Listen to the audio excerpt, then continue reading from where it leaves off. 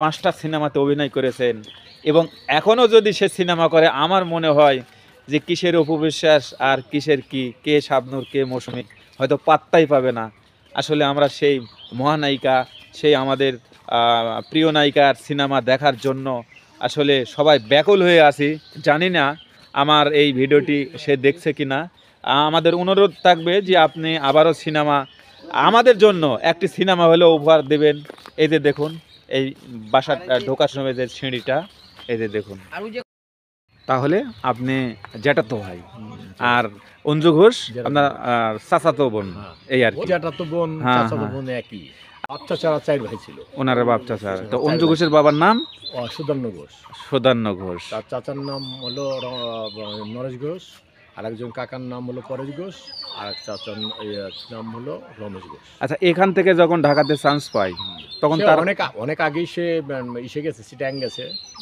অতি ফার্স্টে এখান থেকে চিটাং গেছে। জি জি। চিটাং এ সে তার বাবারই নিজেরই একটা যাত্রার ছিল, যাত্রা দল ছিল। কি দলের নাম মনে আছে? আমার দলের নাম আমার সম্ভবত বিনা পানি ছিল। বিনা পানি ছিল অপেরা। জি জি, বিনা পানির নাম তো শুনেছি আমরা। নাম শুনছে, কিন্তু আমি ওটা সঠিকভাবে আমি বলতে পারতেছি না। আমি এটুকু মানে জি জি জি করে অজ্ঞতা করে বলতেছি যে ওটার নাম ছিল। কিন্তু তো তারা ফার্স্টে চিটাং অবস্থান করে অনেক দিন পর্যন্ত থাকে। হ্যাঁ, ওখান থেকে আপনার ওই এক কবির চৌধুরী ডাইরেক্টর ছিল, উনি চিটাং গেছিল। ওখান থেকে তাদের সাথে সাক্ষাৎ হয়, ওখান থেকে তারা ঢাকায় আসে। তারপরে সে এক কবির চৌধুরীর মাধ্যমে চিত্রজগতে তার অবস্থা, তাই না? বাহ বাহ বাহ। সে আগে যাত্রাপালাতে কাজ করেছেন। তার বাবারই দল ছিল। হ্যাঁ, বাবারই দল ছিল। কাজ করতে বলতে তার বাবার নিজস্ব দল ছিল। জি জি জি। ওখান থেকে সে ঢাকায় আসে। এক কবির চৌধুরী যে ডাইরেক্টর ছিল, ওনার মাধ্যমে উনি তার মাধ্যমে চলচ্চিত্র। আচ্ছা আচ্ছা, অনেক তথ্য পেলাম। তিনি সরাসরি একদম অঞ্জু ঘোষের দাদা। আর এখানে কোনো না, সেই বড়, আমি ভাই আর কি। সে বড় আর আপনার ছোট।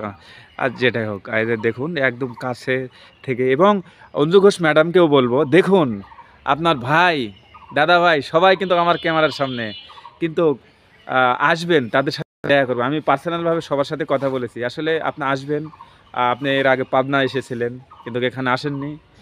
আপনি আসবেন। আর বিশেষ করে আমরা একটা সিনেমা দেখতে চাই গোটা বাংলাদেশ। এই অঞ্জু ঘোষের কিন্তু অনেক কোটি কোটি ভক্ত আছে।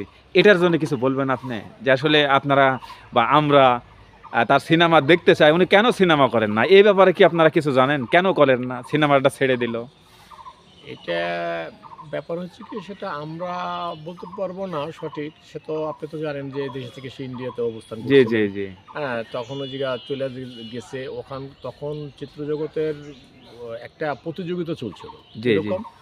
আমি থাকতে যতটা আমি জানি, উনি নায়িকাদের ভিতরে উনি হিন্দু তখন একাই ছিল। জি জি জি। অন্য যারা আছে তখন কিন্তু পরে আসছে। জি জি। উনি একা ছিল।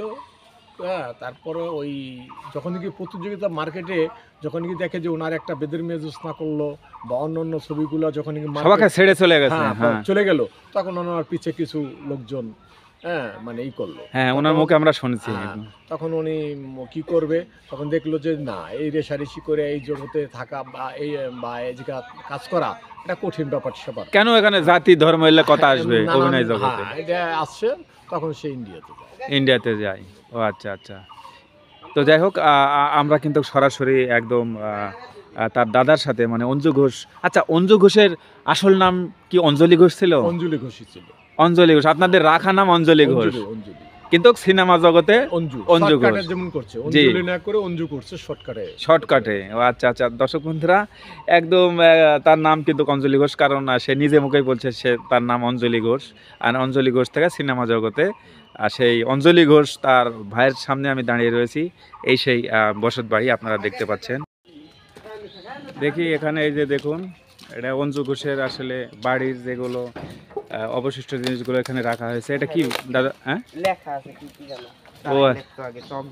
ও আচ্ছা আচ্ছা, এগুলো তোমার দিদি লিখেছে নাকি? হ্যাঁ, দিদি লিখছে নাকি তার ভাইরা লিখছে? দেখুন।